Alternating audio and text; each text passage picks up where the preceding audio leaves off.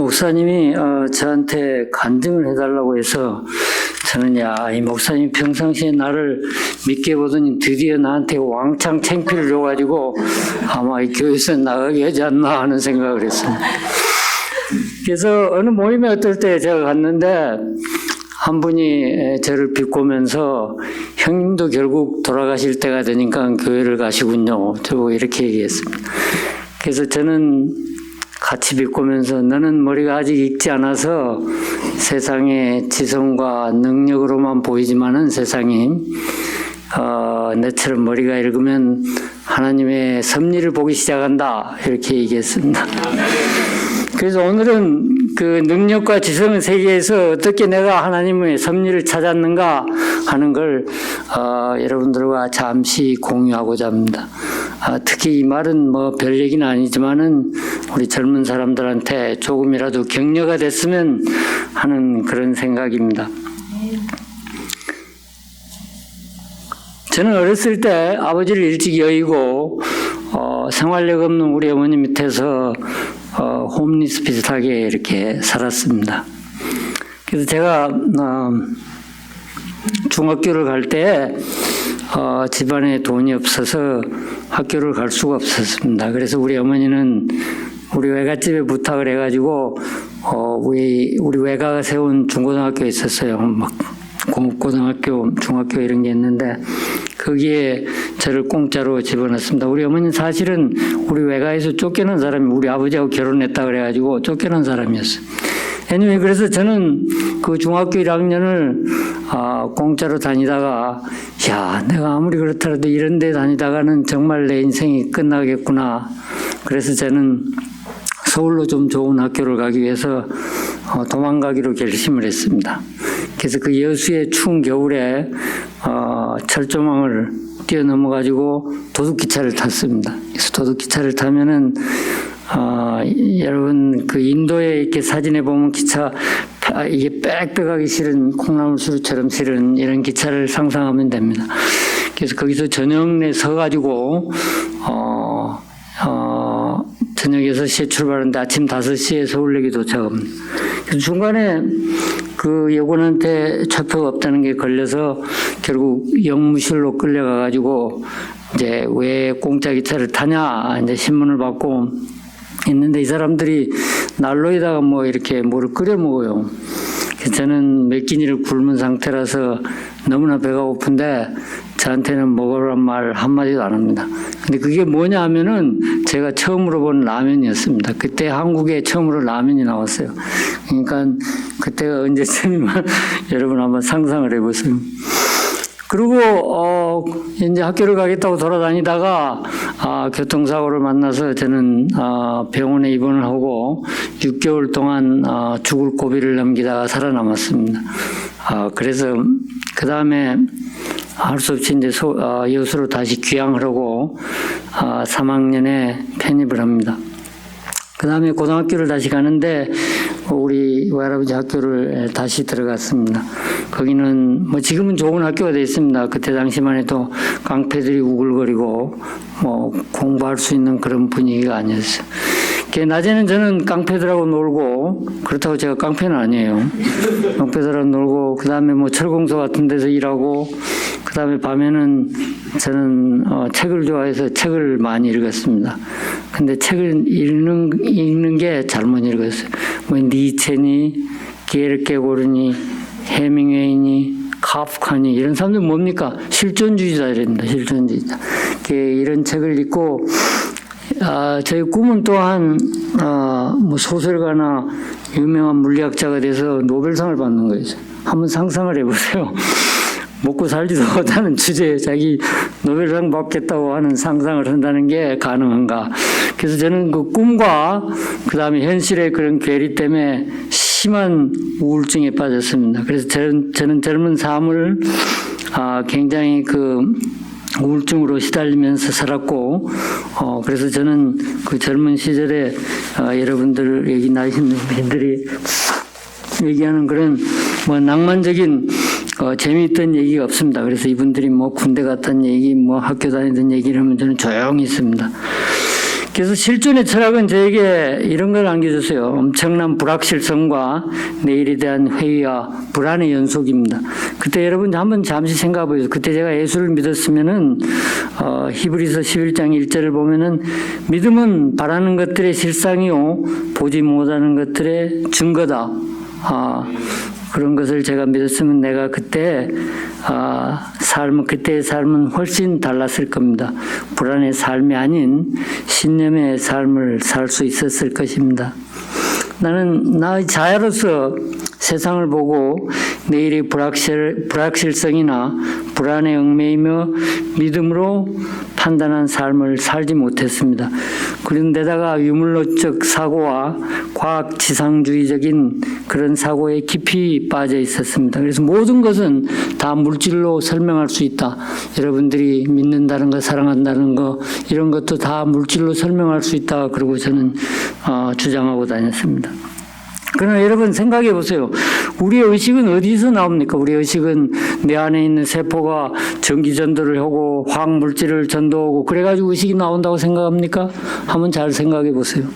그리고 우리의 영과 혼이라는 것은 무엇인지 한번 생각해 보시기 바랍니다. 저는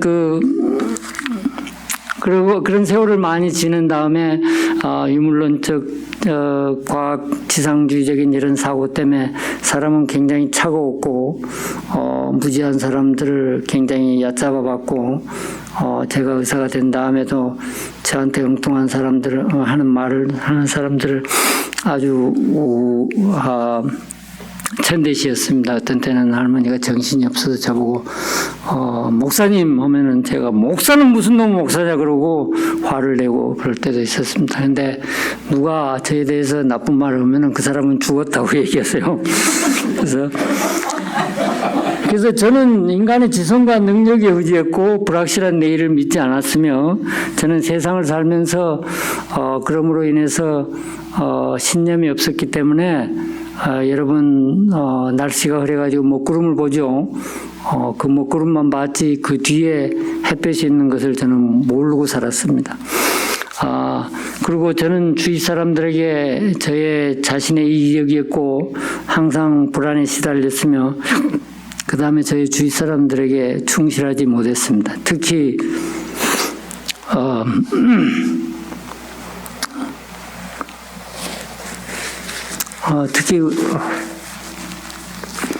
그 말은 빼고 여러 가지 어려운 상황 속에서도 저는 죄에 대한 생각이 들기 시작했습니다. 그 전에 있었던 일이 뭐냐면은 한 20년 전의 일이지만 이 얘기는 제가 사실은 하고 싶지 않아서 생략하려다 저 가정에 굉장히 불행한 일이 닥쳤습니다. 엄청난 비극이 닥쳐서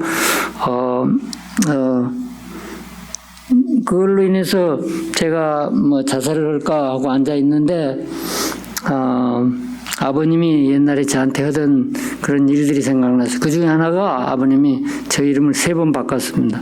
근데 그 바꾼 이유가 뭐냐면 너는 이 세상을 살 때 너무나 많은 시련이 있기 때문에 그걸 이름을 바꾸면 그거를 피할 수 있을 것이다 이런 거 이래가지고 그 관상쟁이들의 얘기를 듣고 아버지는 뭐 환하게 좀 밟긴 했어요. 그래서 제가 그걸 기억하는데 그걸 기억하면서 생각한 게 이 세상에는 내가 모르는 무슨 다른 힘이 있구나 하는 걸 느꼈어요. 그러니까 그 힘은 뭐 사탄의 힘일 수도 있고 우리가 지금 말하는 하나님의 힘, 성령의 힘일 수도 있습니다. 그러면서 저는 죄에 대한 느낌이 점점점 강해졌고 날마다 저는 wash my sin with my Christ blood 이런 말을 하고 다녔습니다. 그러니까 하나님의 보혈로 저의 죄를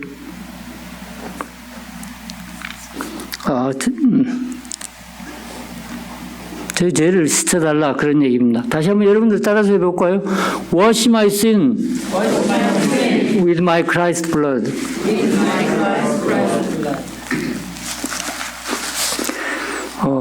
저녁에 잠이 안 올 때는 그거를 저녁 내에 되풀이 합니다. 그 다음에 아침에 일어나면 저는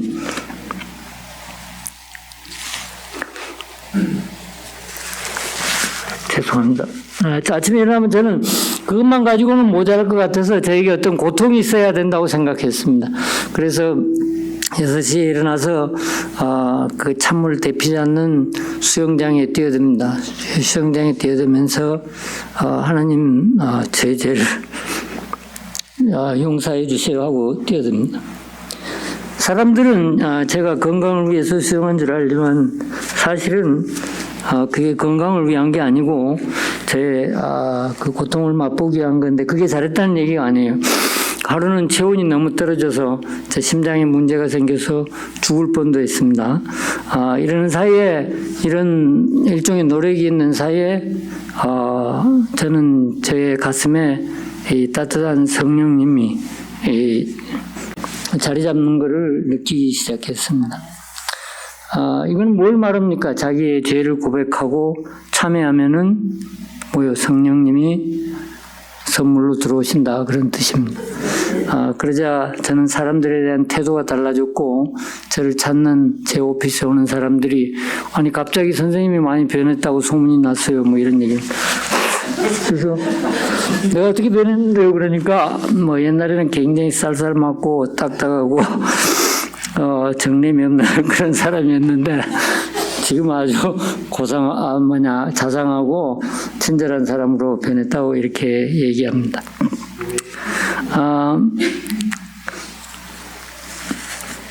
그러면서 저는 느낀 게 뭐냐면은 믿음은 바라는 것의 실상이며 보이지 않는 것의 증거다.